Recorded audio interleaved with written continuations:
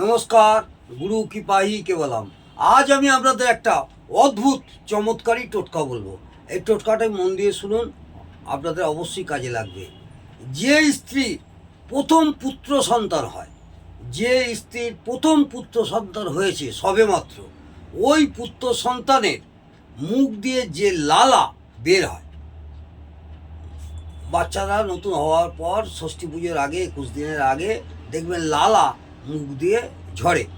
সে যে লালা বের হয়, ওই লালা যদি সংগ্রহ করে শুকিয়ে নিয়ে যেখানে আপনারা টাকা পয়সা রাখেন, লকারে বা সিন্ধুকে বা আলমারিতে, যদি আপনারা একটা কাগজে বা কাপড়ে, একটা সাদা কাপড়ে ওই লালাটি নিয়ে শুকিয়ে আপনি ওই আলমারি, লকার বা সিন্ধুকে রেখে দিতে পারেন, দেখবেন আপনাদের ধন অবশ্যই বৃদ্ধি হবে।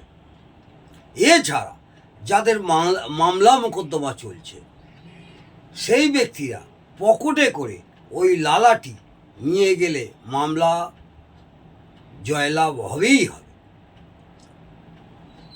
80 থেকে 90% জয়লাভ হওয়ার সম্ভাবনা থাকবে। এবং ওই লালা ঠান্ডা খাবারে মিশিয়ে নিঃসন্তান স্ত্রীকে খাওয়ালে তার শীঘ্র সন্তান লাভ হবে। এই টোটকাটি আপনারা করে দেখুন, যদি ভালো লাগে অবশ্যই কমেন্টে জানাবেন এবং একটি লাইক করবেন।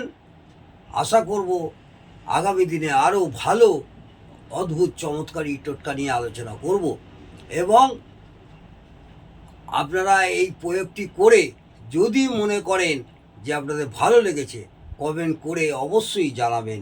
এইটা আমার অনুরোধ। নমস্কার, জয় মা তারা।